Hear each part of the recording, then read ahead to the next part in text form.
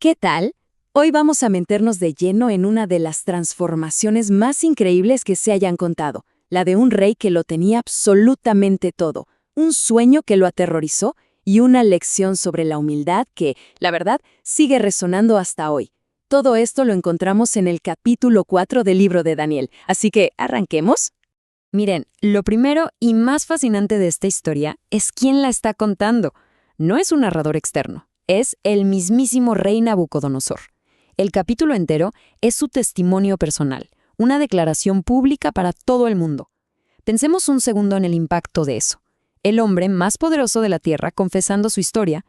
Esto le da un tono súper personal y potente desde el primer segundo. Bueno, para entender bien esta tremenda transformación, vamos a seguir el viaje del rey en 5 etapas. Primero, vamos a ver cómo él mismo prepara el escenario. Después, nos meteremos en el misterio del sueño del gran árbol. Veremos la advertencia que recibió y cómo el orgullo se interpuso. Presenciaremos su caída. Y al final, descubriremos la gran lección que aprendió sobre qué significa ser verdaderamente grande. Muy bien, empecemos por el principio. El rey Nabucodonosor está literalmente en la cima del mundo. Gobierna el imperio más grande que existe. Hay paz, hay prosperidad. Y él está tranquilo en su espectacular palacio en Babilonia. Digamos que lo tiene todo. Y justo ahí, en medio de esa calma, de esa aparente seguridad que le dan su poder y sus riquezas, algo lo sacude por completo. Un sueño. Y no es un sueño cualquiera, no. Es uno que lo deja aterrorizado, que le da vueltas en la cabeza y rompe por completo su paz. Este sueño es lo que pone toda la historia en movimiento. Entonces, ¿qué tenía esta visión que fue capaz de inquietar al hombre que, en teoría, no le temía a nada? Vamos a ver los detalles de este sueño pero tan perturbador. El rey ve un árbol, pero un árbol colosal, en medio de la tierra. Era tan alto que llegaba hasta el cielo y se podía ver desde cualquier rincón del mundo. Tenía un follaje espectacular, frutos por montones y daba alimento y refugio a todas las criaturas. Era básicamente un símbolo de poder absoluto, de provisión y de dominio total. Pero de repente, la visión da un giro de 180 grados y se convierte en una pesadilla. Baja un ser del cielo, un vigilante y santo, y da una orden terrible. Tiren abajo el árbol, córtenle todo. Pero, y este es un detalle importantísimo, da una instrucción clave. Dejen el tronco, la cepa con sus raíces, en la tierra. Una pequeña pista de que la destrucción no tenía por qué ser para siempre. Desesperado, el rey llama a todos sus sabios, magos, adivinos, a todo su equipo de expertos. ¿Y qué pasa? Nada. Nadie le puede decir qué significa. Una vez más, los sabios de Babilonia se quedan cortos. Así que al rey no le queda otra que llamar a Daniel, a quien él apodaba Belsasar, un hombre del que sabía que tenía algo especial, el espíritu de los dioses santos. Y ahora sí, llegamos al momento de la verdad. Daniel escucha el sueño y, según nos cuenta el relato, se queda paralizado casi 1 hora, totalmente perturbado por lo que acaba de entender. Su propia reacción ya nos dice que las noticias no son nada buenas. Pero bueno, Daniel sabe que tiene que decir la verdad, cueste lo que cueste. Aquí Daniel va directo al grano, sin rodeos, le dice: «Rey, ese árbol eres tú. La altura inmensa, el dominio sobre toda la tierra, todo era un reflejo del poder y la grandeza del propio Nabucodonosor.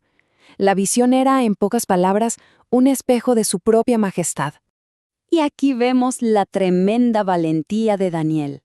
Ojo, no solo le está dando una sentencia de juicio, le está ofreciendo una salida, un camino para evitarlo todo. Le ruega que cambie su forma de actuar, que sea justo y bueno con los demás. Esto nos demuestra que no era un destino sellado. Era una advertencia que venía con una oportunidad clarísima para arrepentirse. La advertencia estaba sobre la mesa. ¿Y el consejo también? La gran pregunta ahora era ¿qué iba a hacer el rey? Su siguiente paso iba a definir su destino, y nos lleva directamente al punto de inflexión de toda esta historia. Y se le dio tiempo. El relato nos cuenta que pasaron 12 meses, 1 año entero. 1 año para pensar en lo que Daniel le había dicho. Pero, como suele pasar, el tiempo y la comodidad hacen que las advertencias se olviden, y poco a poco el orgullo volvió a tomar el control. Un año después, mientras paseaba por su palacio, mirando la increíble ciudad que tenía a sus pies, el rey pronuncia estas palabras fatales. Notemos el énfasis, que yo edifiqué, con la fuerza de mi poder, para gloria de mi majestad. Es la máxima expresión de orgullo, es atribuirse todo el mérito y toda la gloria. La respuesta fue inmediata. El texto es súper claro en esto. Aún estaba la palabra en la boca del rey cuando la sentencia cayó del cielo. No hubo que esperar ni un segundo. El juicio fue una consecuencia directa, instantánea, de su arrogancia. Y así, el hombre más poderoso de la tierra es despojado de todo. Lo expulsan de la sociedad humana para que viva como un animal. La descripción es muy gráfica y hasta brutal. Come pasto, vive a la intemperie y su apariencia se vuelve salvaje. Una humillación total, diseñada para quebrar hasta el último gramo de su orgullo. Después de este periodo tan oscuro y humillante, la historia llega a su increíble conclusión. Pero lo importante no es solo que el rey recupera su trono, sino la transformación que ocurre por dentro y la lección que por fin entiende. Aquí, justo aquí, está el momento del cambio. Al fin del tiempo, dice el rey, alcé mis ojos al cielo. Este simple gesto físico representa un cambio espiritual profundísimo. En lugar de mirarse a sí mismo o a su reino terrenal, por primera vez mira hacia arriba. Y en ese preciso instante de humildad, recupera la razón. La lección fundamental que Nabucodonosor aprendió fue sobre de quién es el verdadero poder.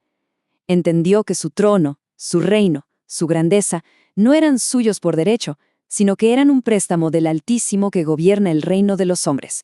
Y solo cuando aceptó esa verdad con humildad, no solo le devolvieron su reino, sino que se lo dieron con aún más grandeza.